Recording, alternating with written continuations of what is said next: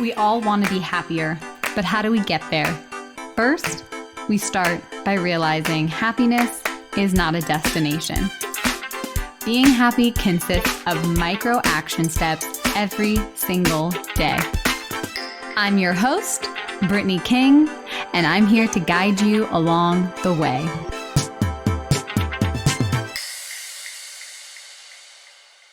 Well, hello, my beautiful friend, and welcome back to the Positively Real podcast. I'm your host and your coach, Brittany King. And while, yes, this is still called the Positively Real podcast, this is truly your space to grow. I talked about this on most recent episode on the changes that are happening in my business, and soon I'll share about the changes that are happening in my life. But for now, there are some things that are shifting, and what I'm really honing in on this year with my clients and with my community and the podcast is providing a space for you to grow in all areas of your life and just really expand your capacity for all of the things that you want in your life. I find that in my own life, I have come up against so many upper limits. I've had such success intolerance because I didn't have the capacity to have the success and the love and the joy and all the good things that I've created in my life and have worked hard to create. I didn't have the capacity. I hadn't been there before, and I didn't give myself time to expand and settle into that space. And that's what I did all of 2023. And when I'm looking at my vision board right now, I have in this one corner self-love, a life to savor, and all these pictures of my family, my dog, my sweet baby girl, and a hummingbird. And our hummingbird is just my little spiritual guide. And when I look at my vision board at the very top, it says reinvent success. And that's what I did last year. I stopped focusing on how much money I was making and how many clients I had and growing my business and scaling my business and keeping up with the industry. And I really just decided to focus on what success meant to me. And that meant taking Fridays off to be with my family. That meant only working 3 days a week, even if that meant making less money. That meant not working certain hours. That meant getting to say yes to the things with my family and say no to the things that didn't fill me up. It meant taking a yoga class at noon just because, or taking the weekend to completely disconnect. And the more that I honed in on those things, the more fulfilled I felt, the more content. And when I think about 2023, it was just such a year of contentment. Like I just felt so at peace and at home with what I've created. And I think that was a sign of me growing my capacity. And it's just so powerful.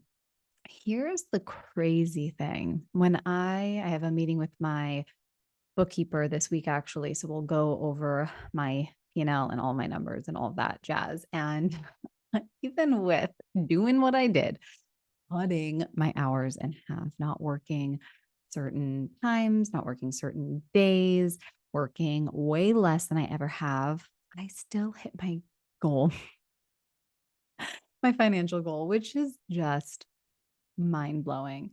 And it just goes to show that more is not better. Doing more, working more, having a side hustle, adding more on your plate does not mean success or fulfillment. I mean, maybe that's how you define it, but that's not how I define it. What I define success is adding value to people's life, adding value, because when you add value, you get value back. And it doesn't mean by doing more. Doing more doesn't make something more valuable. Helping someone in a way that they haven't been helped before, helping guide them back to themselves, helping give them the tools and empowering them to be the person that they want to be is valuable. And the more I focus on the value that I can provide, the less that I have to work. I used to think that I had to do more and create all of these things to add more value, and that couldn't be further from the truth. So this year, I'm just going to continue on with adding value to your life while maintaining my boundaries and maintaining my definition of success. So, I wanted to record this episode for you about a creative vision process because this is something that I've been doing with my clients for years. And I've been doing visualization and vision work and all that jazz for 10 years since I started working at Lululemon. And that really sent me on my personal development journey. I had never done values or goals or vision or anything like that. And that became such a big part of my life. And I was leading my team in it when I became a key leader. And then when I left Lululemon and entered the quote unquote real world, I was like, what? No one's doing value. No one's like, we're talking about visions. And I was like, what vision? And I realized I'm like, I need to continue to do this. Like, I need to continue to share this with people. So I've been doing this creative vision process for quite some time. Every year, towards the end of January, I do a in-person live workshop where we bring our 2020, well, whatever year it is, but this year, 2024 vision to life. So I want to share with you what my creative vision process is. And if you're local, maybe you will want to join in on the fun at the end of this month. So let's talk about the creative vision process, the CVP, and the impact that it has on creating a fulfilling life and career. Does that sound funny? Career. There we go. And I think that this is so important to emphasize because we're really blending our personal and professional life. We try to keep it separate and we think they're these siloed things, and they're not, because we spend the majority of our time in our professional as our professional self, and sometimes we lose sight of our personal self. So I think it's really important that we merge these two and realize that we get to be who we want to be in our personal and professional life, and you don't have to wear a mask and be someone who you're not. So, the biggest thing here in the creative vision process is the word creativity. And I also think of the word imagination because when we use our imagination and we get creative, it goes beyond the general artistic ability definition. I believe that creativity is a mindset for problem solving and innovative thinking. And when you really just take a moment to pause and look around your space, even the device that you're listening to this podcast episode on, everything that exists in our material world once existed in someone else's mind. Just let that sink in. Everything that exists in our material world once existed in someone's mind. I'm laughing because I have one, two, I think I have like 6 disco balls in my office. Someone's creative idea at some point. Like that. I'm going to look up the history of a disco ball because I want to know who created the disco ball. What creative genius was like, we need a bright, shiny ball to dance under to the best music. Seriously. But that's the thing, is like we lose sight. We think creativity is just reserved for people with artistic ability, and it's not. Creativity enhances our personal fulfillment, problem solving skills, growth, and our relationships. Creativity also helps us in our career. It helps us in our career advancement. It helps you step into a leadership role. And it also, with creativity, helps you create your own business. It helps you create something that is an idea that you have for yourself and your life. Because when you create your own business, your goal is to solve a problem. If you're not solving a problem, it's going to be really hard to create a business. But that's why creativity and imagination is so important, whether you work for someone else or you are an entrepreneur.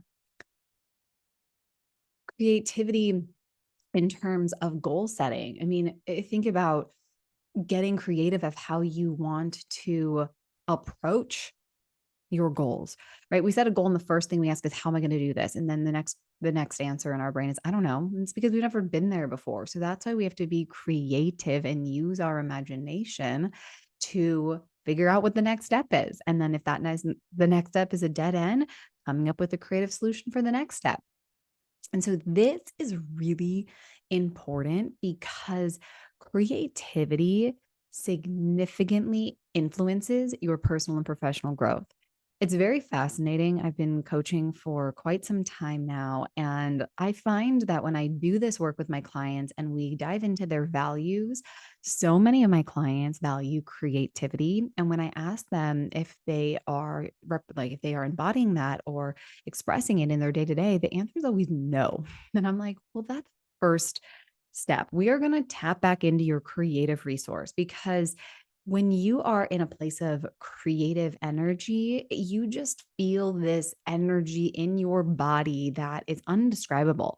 You feel unstoppable. You feel in flow. You feel purposeful. And it is so important that we are making the time for that creative energy to be expressed in our life. So I want you to just think about yourself and your own creative energy. Have you been in a space of creation or have you been in a space of consumption? And something that I really focus on last year is creating before consuming. And I'd say some days were hard. Some days I would consume my email, the news, especially with the news cycle that was happening and unfolding the last half of the year. There's just so many opportunities to get sucked away from our own creative energy. But when you flip that script and you really focus on creating before consuming anything, it gives you that edge. And creative energy doesn't have to be, again, something artistic. It could be creating a journal entry. It could be doing a creative breakfast for your family. It could be recording a podcast. It could be writing a page. It doesn't matter what it is, as long as it's aligned with who you are and who you want to be. So that's the first step, is understanding the creative vision process. And so this is the first thing, is tapping into your creative resource, your creative energy. So now I want to talk about the nervous system, because the nervous system is actually the foundation for creativity, goal achievement, and really creating what you want in your life. And there's a lot of reasons. And I do find, I kind of feel like this is the missing piece. I feel like everything that I've ever learned, and I don't want to say I feel like, let me take that back. I believe that everything I've learned up until this point with um, all the teachers and personal development, the stuff that they're teaching does help with a regulated nervous system, but they don't ever give any context. And it hasn't been until this past year when I really dove into nervous system resilience with Leah Davidson and really understood the nervous system in a different way and from the lens of a coach, that I was like, this has been the missing piece. And this is so overlooked in our daily lives. And especially in the context of creativity and goal setting. I mean, I've been doing this work for 10 years, and it hasn't been until year 11 that I was introduced to the nervous system and the importance of the nervous system when it comes to goal setting. So, a balanced nervous, let me back up. One of the things that people are constantly striving for is balance in their life. And I always burst their bubble and say, balance doesn't exist. And I know they don't love that, but it doesn't. It doesn't exist outside of us. It exists within us. We want a balanced nervous system. We want to be able to have flexibility to move through the different states in our body. And I think that we get confused. We want balance. We don't realize what we need is balance in our body, not balance in our external life, because balance in our external life is really unrealistic, because wherever your focus goes, your energy flows, it follows. So a balanced nervous system can significantly enhance your ability to think creatively and achieve your goals. Why? Because the reason why human beings are the most evolved species is because of our prefrontal cortex. We have our primitive brain, which is our survival brain, and then we have our higher brain, which is the prefrontal, which sometimes I like to call the CEO. The thing is, the CEO is always the last to know. Whatever information that we have coming into our brain, it's always going through our primitive brain first, our monkey brain first. And so we end up reacting from that place. And typically it's a reaction from fear or anxiety. And so when stress is high, intelligence is low because you're perceiving a threat in your environment. So if you set a goal and you're like, I have to do this, and it's coming from a place of lack, which is another way of saying fear of not being good enough, you are cutting off creative resource in your brain because when you're in a calm, balanced, grounded place, you have all of this access to these amazing thoughts. That's why affirmations really work when your nervous system is regulated. So if you notice, if you do like meditation or breath work and then you bring in affirmations, it's so much easier to think them and believe them because you're in a balanced state. Do you try to do affirmations in the morning after you get a spike of cortisol when your alarm goes off or you realize you're late or you look at Instagram? Have you tried that? And you hear those words and you just brush them off because you don't think that you just think they're a bunch of BS. That's because the state that your body is in determines the lens in which you view the world. So if you're in a stressful state, you cannot access the creative part of your brain.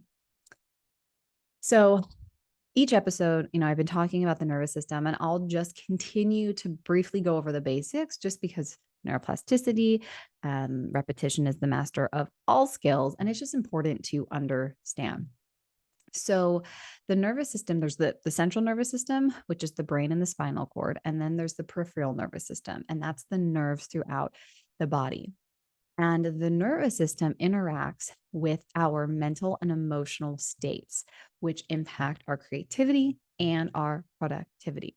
So when we are in our autonomic nervous system, autonomic means automatic. So these are our automatic responses. So we have these automatic responses that spike our cortisol, that have us go into a sympathetic state, which is the fight or flight. And when we have that spike, that's a totally normal reaction. The thing is, when we don't allow the stress to move through our body, we can get stuck in that state.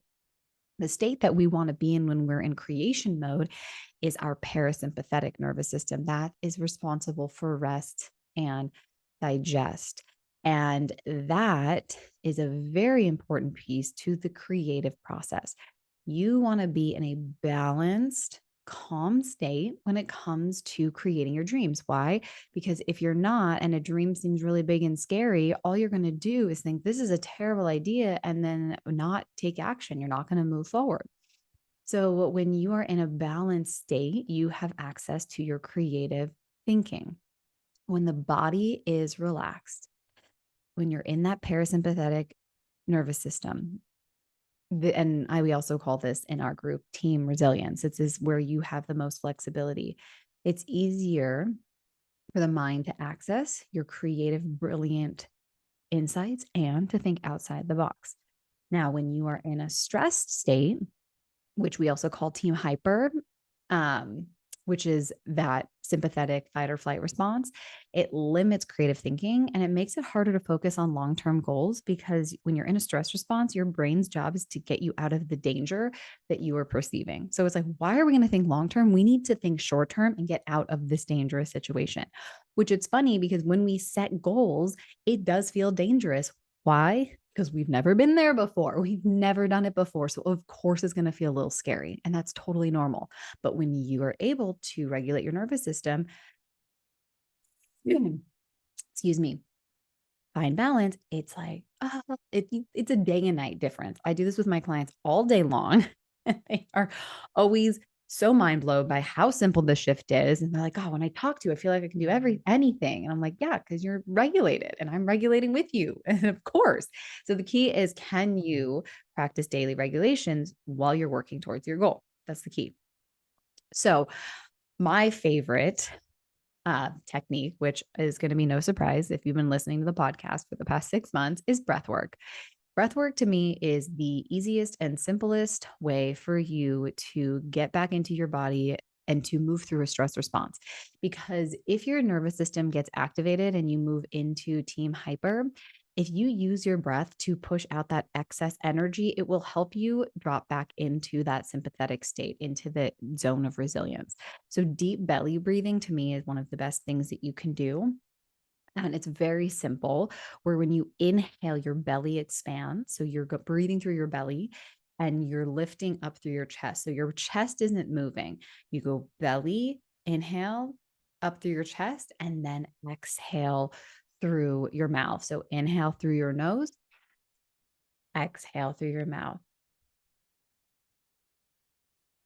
And so there's a couple of different things you can do. I mean, there's so many different breath techniques, but two that I find the most helpful and the easiest to access is the box breathing, which is just balanced breathing. So you inhale for 4, hold for 4, exhale for 4, hold for 4, and you do that for 5 minutes. The other thing that I find really helpful, especially if you have a big stress response, is a double exhalation. So your inhale is on a 4 count and then your exhale is on a 6 count. And you do that again for 5 minutes and you feel so much more calm, so much more in your body. The other one, and I'll share this, it's really simple. It's called the physiological sigh. And that's when you take a big inhale through your nose and then you take a quick inhale at the top and then you sigh through your mouth. Ah, and if you do that 3 rounds, you'll again feel your body come back down and get back into your body, and you'll feel more balanced, safe, and calm. So, breath work, 10 out of 10. If you are sick of me talking about it, I'm sorry. I'm going to continue to talk about it because it's truly transformational and you have access to it at all times. And the other technique is mindfulness and meditation, being able to be aware of what's happening in your body and just pausing before you act upon it. So, doing a body scan, what's going on inside my body? This increases your introception. The more time you spend in your body, the more you'll understand your stress responses.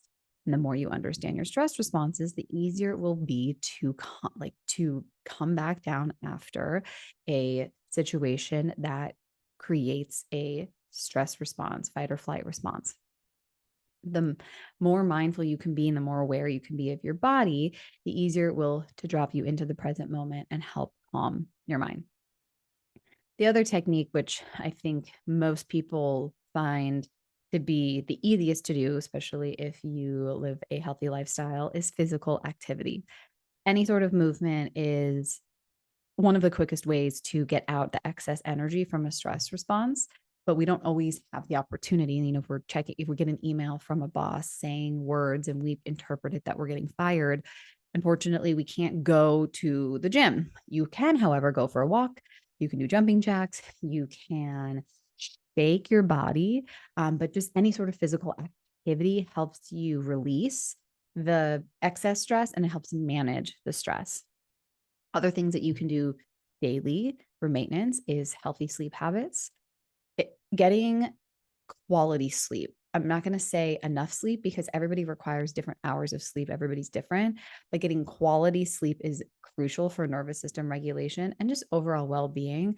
But there are so many important functions that happen when you sleep that clean out your system. It kind of takes out all the toxins and gives you a nice fresh start. All your hormones reset, everything resets, your body, your mind. And even, you could get a lot of sleep, but it might not be quality. So making sure that you set yourself up for success by having a solid morning routine, evening routine, turning off, your phone like an hour before bed, doing something quiet and relaxing, all of that really helps set your nervous system up for success. And then the last thing is just your nutrition, what you're nourishing your body with. If you're eating processed and junk food, your nervous system is not going to respond to that in a way that is helpful. It's going to make you feel tired and lethargic. And unfortunately, when we eat foods that are just kind of empty in nutrients, it makes us overeat and eat more because our hormones get very confused about if we're hungry or not.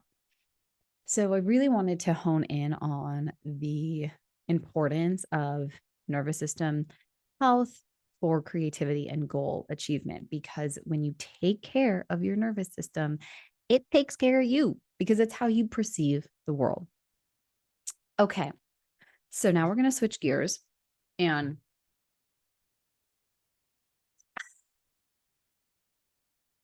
agua. Now we're going to switch gears and we are going to talk about the principles of success in the creative vision process. And these are the things that I outline in my workshop that I do, but it's something that you can do 100% on your own. It's just really important to do before you do any sort of goal setting, visualization, vision board, because you have to make a commitment and understand why you're doing it. Because when things get hard, the doing of the vision board and like the action of doing a visualization or meditation, like that's the easy part. It's like what comes after that matters, and this really sets you up. It's the foundation. So this you can apply to anything, but specifically we're talking about for the creative vision process. The first thing is creating a declaration statement. What is your declaration? You have to understand what your motivation is. What are you declaring? I am declaring to be more present and calm this year. I am declaring to be full of abundance. I am declaring to be intentional with my time. I am declaring to focus on deepening my connections. Like, what is the declaration? And this is so important because once you declare it out loud, it really starts to make your vision real. Before the vision is even set in place, it's you deciding. In the Latin word, declare means to cut off. And when you think of what to cut off, it's to cut off from the past. It's to cut off from the habits that don't serve you. It's to cut off from the things that no longer help you be who you want to be in this world. So when you make a declaration, you are cutting off any other option other than what you are declaring to be yours. After the declaration, and they kind of go hand in hand, but having your why crystal clear. Simon Sinek wrote that book, Start With Why. I feel like everybody talks about it now. It is such an important concept of understanding why you do something and not just taking the surface level why, like really going deep, deep into the why. I want this for my life because it's going to help me be happier. Okay, well, why is that important? Well, because when I'm happier, I'm able to be more present with my family. Okay, why is that important? Why is it important to be present for my family? Because I want to enjoy the time that we have together because I know it goes by so fast. Why is that important? It's like, well, because this is going to help me feel fulfilled in my life. So do you see how each layer just goes a little bit deeper, a little bit deeper, a little bit deeper? That's the goal. You want to feel the connection in your heart with your why. So we have our declaration statement, your why statement, and then you want to have your belief statement. And belief is the driver of all things. And all that a belief is a thought that you've thought so many times that you believe it's true.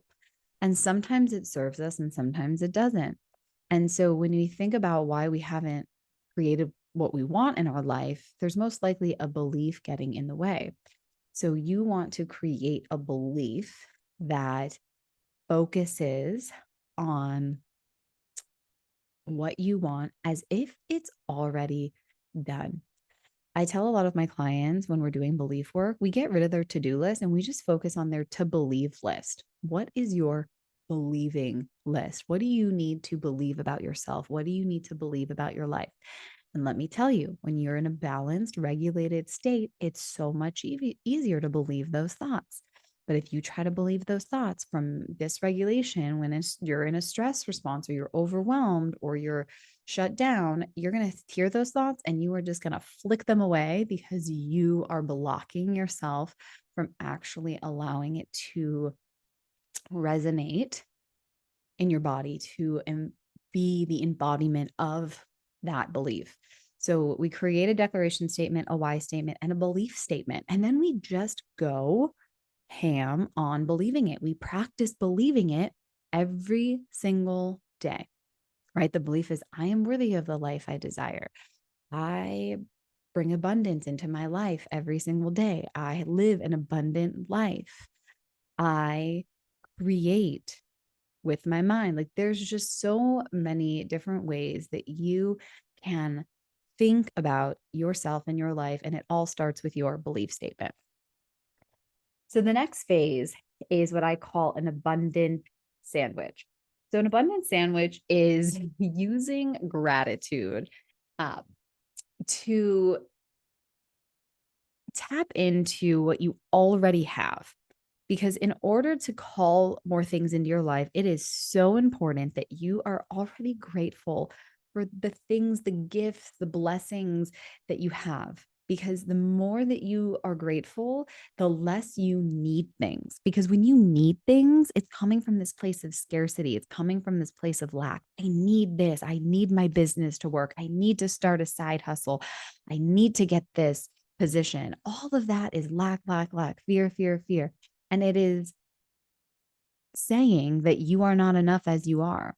But when you flip that and you truly believe that you are enough and you have enough, everything else that you call into your life is a bonus. And it's so much easier to attract those things, because the way that we attract the things into our life is our energy, or we become a vibrational match, and we naturally take the action to bring it into our life, but not from a place of lack, from a place of abundance. And gratitude is the strongest emotion to do that.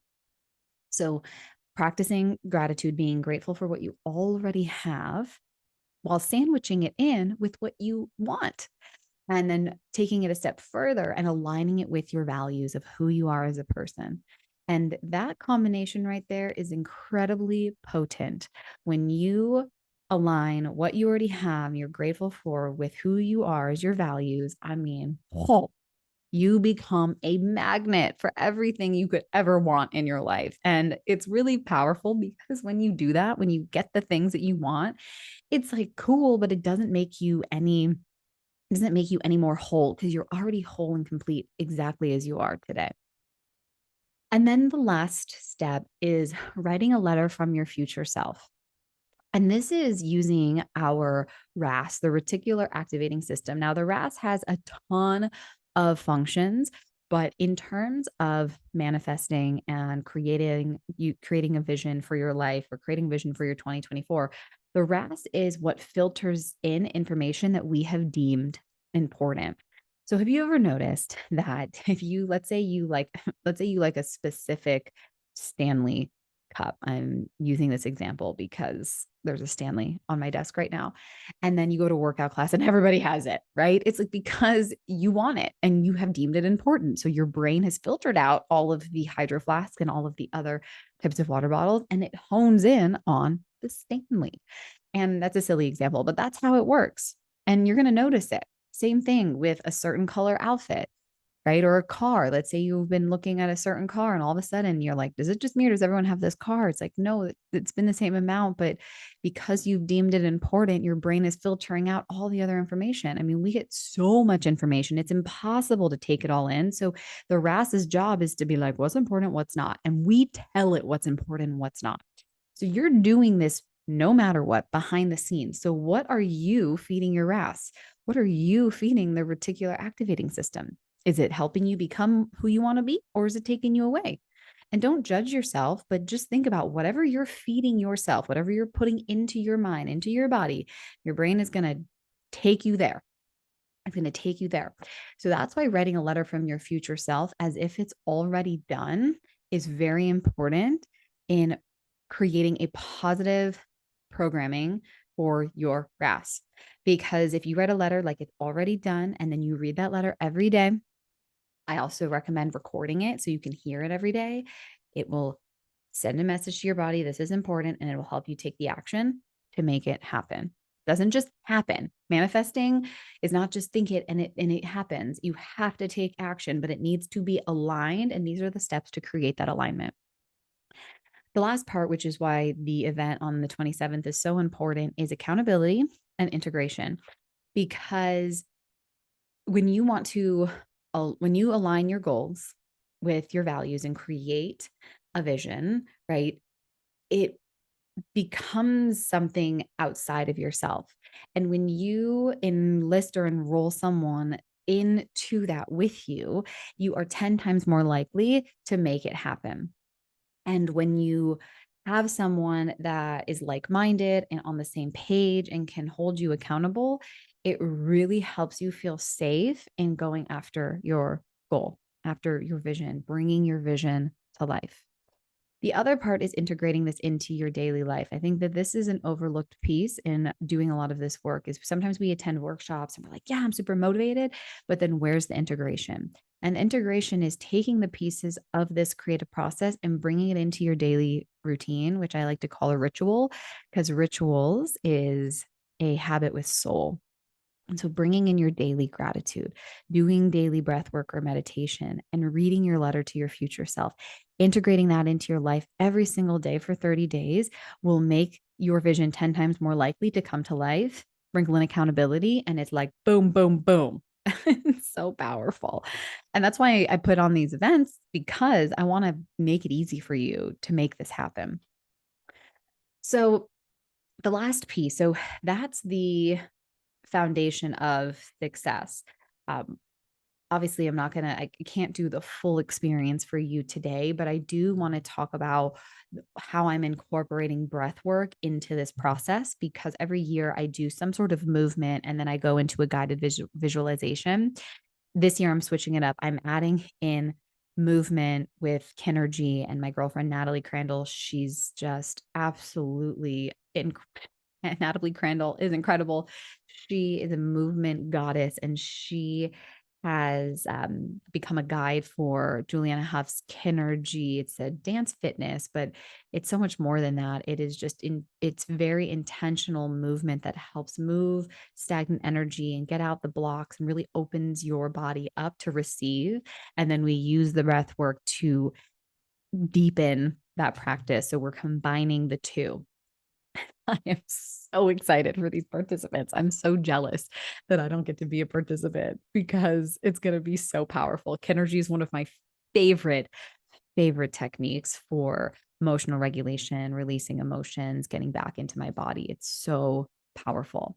But I do want to talk about breath work. And, I talked about nervous system regulation. I talked about breath work being a part of the ways to regulate your nervous system.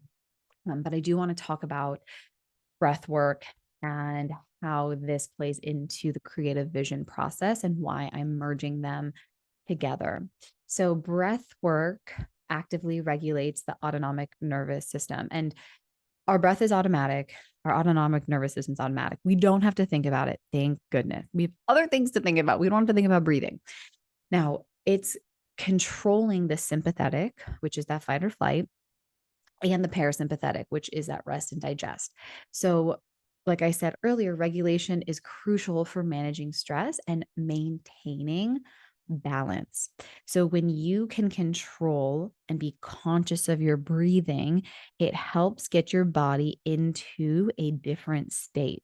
So whatever you enter a space, let's say you had a stressful drive or something stressful happened at work and you were able to use breath work to control your breath and and help you complete a stress cycle. It drops you into this place of peace and calm, and then it allows you to tap into your creative resource. So, deep controlled breathing increases oxygen supply to the brain and the body, which boosts energy levels and cognitive function. So, this helps your body get energy and turn on that creative function, the cognitive function in your mind. And so, when we're focusing on the impact of breath work in terms of our creative process, it's almost like it is detoxifying your body of the toxins and not just the physical toxins that are in your body, but the mental toxins, the emotional toxins, the stories, the stuff that we're holding on to. We're clearing out that to make space for the vision that we're creating for our year ahead. And this helps so much with the creative vision process. being able to drop into this different state, your mind and your body is super open. And so I am able to provide a visualization for you to really see and feel the connection in your body of the life of the year that you want to create. So let's talk about the impact, the benefit of breath work. I mean, besides the physical that we just talked about, it really helps with your mental and emotional well-being. It helps you manage stress, anxiety, and depression, and it really helps create that sense of calm and well-being, which makes it easier to navigate negative thoughts and emotions, because it's not about not having the negative thoughts and emotions, but it's being able to manage them. And when you're in a balanced state, it's so much easier to manage them.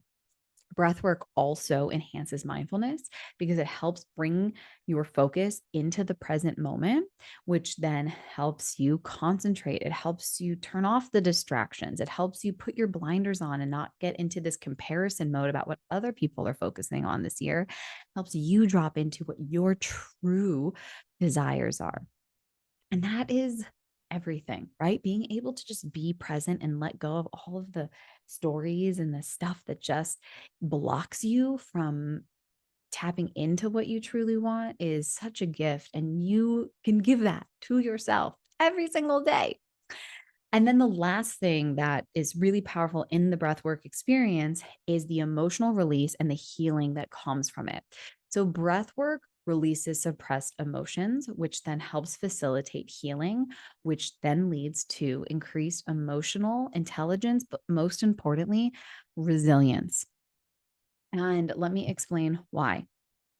We have a natural resistance to feeling our emotions, and our society does not make it easy. We are given so many distractions as modern society. We can be distracted from our feelings all day, every day. There is something distracting us at any given moment, at any given time.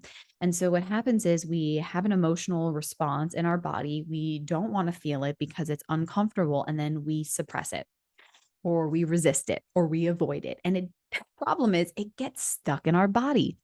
And then it manifests in chronic pain. It manifests in stomach aches. It manifests in headaches. It manifests in so many different physical ways. And if we just allow ourselves to feel our emotions, we wouldn't have as many physical ailments. And so that's why breath work helps you release those suppressed emotions, helps facilitate healing, and helps you tap into what you really want. Because yes, our brain's job is to help us survive first, but we don't have to worry about survival for the most part. We are really taken care of. We have all of our base. I mean, if you're listening to this podcast, not we don't want to generalize because I know that's not the case for everybody in the world. But if you're listening to this podcast, chances are you have all your basic needs met. You have the things that you need in your life to provide you shelter, to provide food, clothes. And once we get past the survival place, our brain really does want to help us. Our brain and body do want to guide us to a place where we can thrive. And breath work is the key to that. It helps facilitate that experience. The more I get into this work, the more that I understand and believe that our bodies true. And I remember learning this when I became an integrative health coach, is our bodies have the power to heal itself by itself. We just get in the way. And I truly believe that. I'm seeing it happen in my own life. I'm seeing my own healing take place without any sort of medical intervention. And it is so crazy and amazing and mind blowing, but it also makes so much sense. So, this is why I'm incorporating breath work into the creative vision process this year. When you when you do a big breathwork session, but if you do it consistently is the key, not perfectly, just consistent, it opens the mind up to new ideas, perspective, it enhances your problem solving skills, and it just supports the creative process. I can't emphasize that enough. So, this is the creative vision process. I'm going to recap because I know I just shared a bunch of information, but I wanted to give context, especially if you're joining me on the 27th or you're interested in joining me on the 27th. And this is the process that I will be guiding you through. We'll be coming together. We will be doing a burn ceremony where we'll be letting go of what no longer serves us from 2023. And then we're going to drop into that pre work, the foundation. We're going to make our declaration statement. We are going to get clear and anchored on our why. We are going to make our belief statement. We are going to make our abundance sandwich. And then we're going to drop in to moving our body. We're going to drop into our breath work. And then we are going to meet our future self who is living the life that we want to live. And our future self is going to give us so much guidance. And from this calm, balanced, open state, you are going to be mind blown by the insights, the ahas that you receive from this experience. And I just can't wait to share it with you. So if you have any questions at all, please don't hesitate to ask. I am here. You can email me. You can send me a message on Instagram. If you're already signed up, invite a friend to come along for the journey. It really is going to be such an experience. And I am so honored that I get to guide my community through this. This is every year we just take it to the next level every year, just a little bit more elevated. And I feel like this year is this huge jump. And that's because I have expanded so much through my own breathwork practice. So I'm just really excited to get to bring this to my community and really help my community and help you tap into your creative resource, because I know deep in my soul that you have everything that you need within you. Just being able to have the space to tap into it is the key. You just have to have the space where you feel safe, you feel connected, you feel grounded, and then all of that creative resource is available to you. And I'm just beyond excited to get to share it. So if you are interested in signing up, there is a link in the show notes for you to sign up, ask any questions. And if you want to dive more into understanding manifestation, visualization, all that, I will share the podcast episodes from the past that I've done on that, giving you all of the resources, all the things. So I hope you have a beautiful rest of your day. I hope you have a beautiful week ahead. And I hope that I get to see you live in person on January 27th. Until next time, remember to love yourself, own your happiness, and let your light shine, because you are so worthy of it. Until next time.